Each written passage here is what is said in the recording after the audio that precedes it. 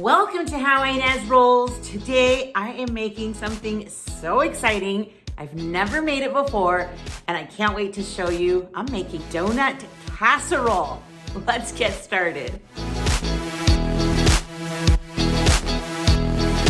Okay, so this uses donuts from anywhere, like your supermarket. You know how they have like those dozens by the checkout sometimes, the glaze are all like the same or they're all like sugar. You're like, who really eats those? I don't know. But those ones are the ones you're gonna need for this recipe. And I have a dozen here. I just put 6 of each so I can find 6 glaze and 6 sugar. And I will tell you, for some reason, my supermarket tastes like, their donuts taste like savory with like chocolate on it or something. Like it just doesn't go like sweet and savory. But I think it'll be perfect for this recipe. So we're gonna be cutting these down either into quarters or into 6. And then we're gonna put it into greased 9 by 13. I will bring you closer.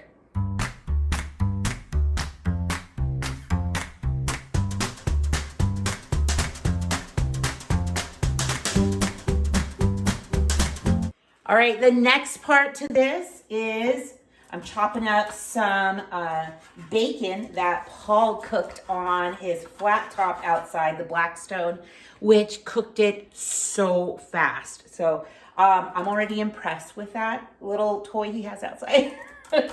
So I'm just gonna get these chopped up and I'm gonna sprinkle it on top of the donuts that are already cut up, and then we'll start with our liquid. Now this is an overnight recipe, so I'll be doing the next part in the morning. It is New Year's Eve and we're heading over to the Phillips just to hang out, play games, and just have a good time, eat junk food.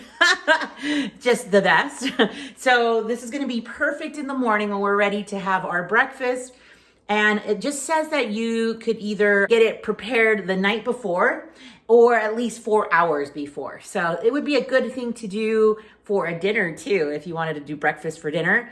I have never had the breakfast with donuts as the bread substitute. I've done many breakfast recipes and casseroles with bread in it, or French bread, French toast like, but never with donuts. So let me know down below if you've ever had this recipe. Now this recipe comes to you from Scarlett at Made It, Ate It, Loved It. And she's got really, really good recipes. So let me go ahead and finish this, and then we will be sprinkling it on top. All right, here we have donuts and bacon. So now we're gonna make the liquid, the mixture that's gonna go over that yumminess. And so I'm just gonna crack 8 eggs first.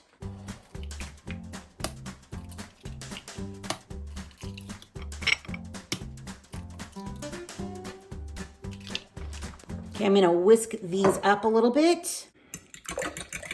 And then we're gonna add a cup of milk and a cup of half and half. So I had some of this left over from the holidays. And so I was just really trying to find a recipe to use it in. All right, so I've whisked the eggs. I'm gonna add in some sugar, brown sugar, 2 tablespoons.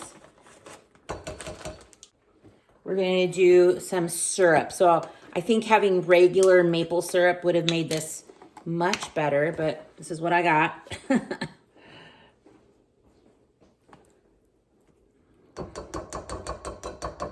Okay. I'm gonna need a tablespoon, it looks like, of cinnamon. That seems like an awful lot of cinnamon. So I'm just gonna do like less. Maybe like half of a teaspoon, 3/4. That just seemed like a lot. And then we're gonna do some salt. Now it also says to use a teaspoon of salt, but I'm just gonna use about a half of a teaspoon because I am using salted butter, regular butter tomorrow. And I'll show you that portion tomorrow. But we are gonna do some vanilla.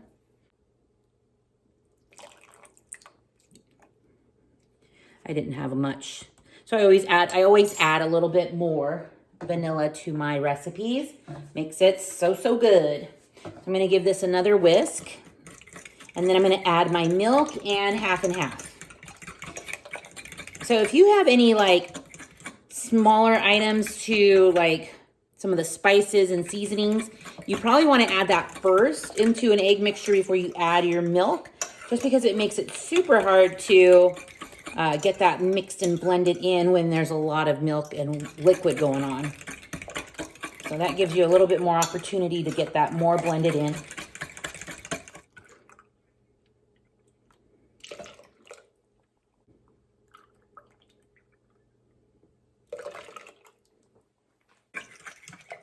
All right, so we're just gonna give this a little bit more blending, and then I'm gonna bring the donuts over. All right, we're just gonna pour this evenly all over this. Oh goodness, this is gonna be so good. So in the recipe, it suggested using sausage cooked and crumbled, but you could definitely use bacon. It's just what I had. So we wanna make sure all of this is covered. And we're gonna even toss a little bit of the donuts in it. Making sure they're all like kind of tucked in there.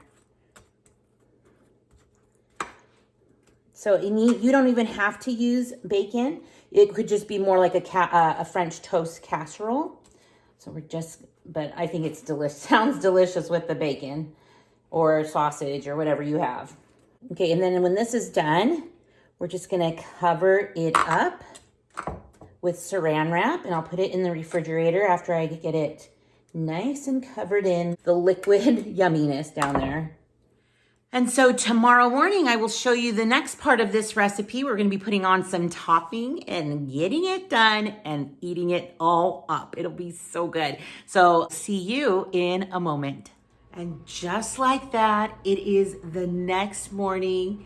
It is like 9 o'clock on New Year's Day, and oh my gosh, I'm so tired. I hope you had a good night last night. You could hear in my voice, I am just waking up. So I am so glad that I made this donut overnight casserole, and I just took it out of the refrigerator, and you can see here, it's like absorbed all of the liquid. It's all in the donuts. I know it doesn't look super pretty, but I can't wait to eat this. So what we need to do is finish up with the toppings on top and get it into a 350. Or let me show you what goes on top. All right, so what we're gonna do right now is cube up about 4 tablespoons. I'm gonna cut these into small little cubes, and we're gonna just sprinkle it on top here. So you can see it's gonna give it some more crust. So I wanna be able to spread out this butter evenly. How fun would this be for like a weekend? Just get it ready on Friday night, have the kids have special breakfast, or, you know, family, or, you know, yourself. Why not? You know, this is like something you can plan ahead and not have to stress. Now, it does say that you can top it with powdered sugar, syrup, fruit. Oh, I think that there's a lot of endless possibilities here. And now we're going to add even more sugar. Just sprinkling 2 tablespoons. And then we're going to do 1 tablespoon of cinnamon. I'm just kind of lightly dusting the top with the cinnamon. I might not do the whole tablespoon. Cinnamon's one of those things that is really strong in flavoring, to me anyways. So I'm probably gonna just end up with the half of a tablespoon here. Yep. All right, so what we're gonna do now, the 350 is ready. We're gonna bake this for 30 minutes uncovered, and then 30 minutes covered with foil. So let's get this in. Okay, I just pulled this out of the oven, and it even puffed up, you guys. I'm so impressed.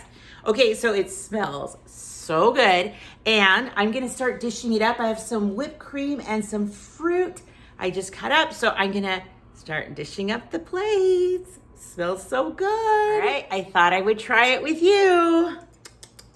Smells good. That is really good. It tastes just like a really good, like French toast. Has a lot of sweet to it. Oh man, that is definitely a keeper for all of the breakfasts that I have. So my breakfast arsenal, so to say.